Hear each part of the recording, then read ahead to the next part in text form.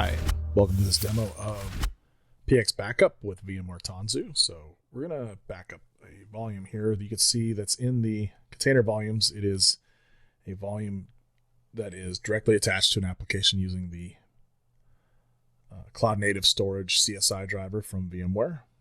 And what we're going to do is we're going to spin up our handy pet clinic app and create some data. So VMware Explorer 2022. Yes. Let's date this demo so everyone knows when we did it. We're in San Francisco this time, and hit add. Okay, so now there is data. If we hit find owner, we'll see there's our name. Yay. Very good, very good. So what we're going to do is go into the backup software. So PX Central runs this dashboard for PX Backup. And you can see that we're looking at the East cluster. And there is my pet clinic CNS. So that means that's the one we're looking at there. You can select resources if you want to back up just specific things like just the volumes or just the deployment. But to be the most app-centric, we want to grab all of that at once, right? So we want the services, the volume, the deployment, any other objects that could be in there. So we're just going to select it this way. I'm going to do an ad hoc backup. Of course, you can do these via schedule if you really want to. That's what I would suggest for a production environment for this demo, though we're going to just have fun here. So we're going to select my FlashBlade. The snapshot class is going to be the Stork CSI. Get it? Thinking about it here. There we go. We've got to give it a name.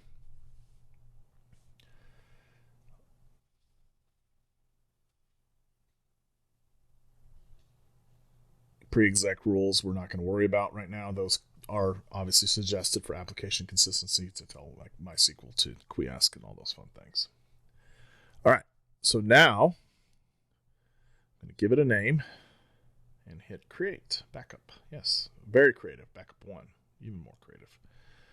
Now it takes about 2 minutes to back it up, and once that's finished, we can see that it was successful. It's green. We can look at the restores field. We can see that the application is still up and running.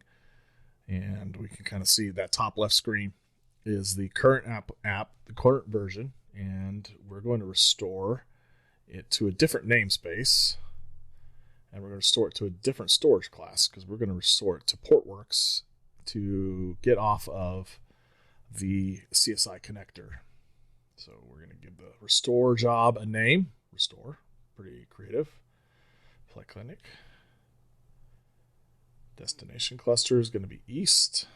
And we are going to actually, you can see that all that's in there. And by default, you can just write over top of everything. But we're going to say, hey, we're not going back to the vvols storage class. We're going to go to PXDB, I think is the one I chose. Yes, that looks good to me.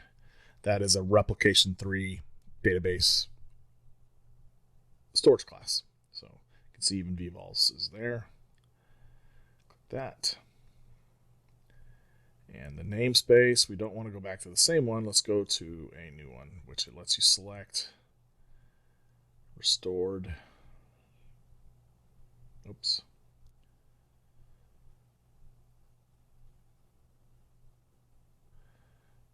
Pet clinic, since I didn't pre-create it, but this will actually create it for you, so that's fine. And once I hit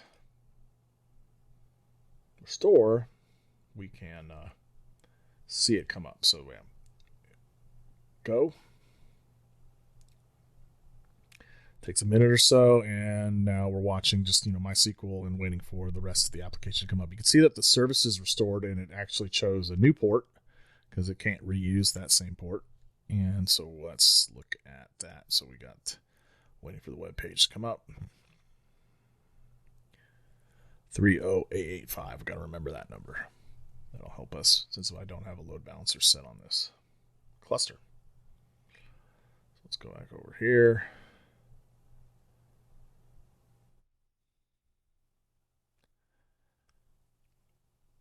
Hit backspace 2 more times. 885.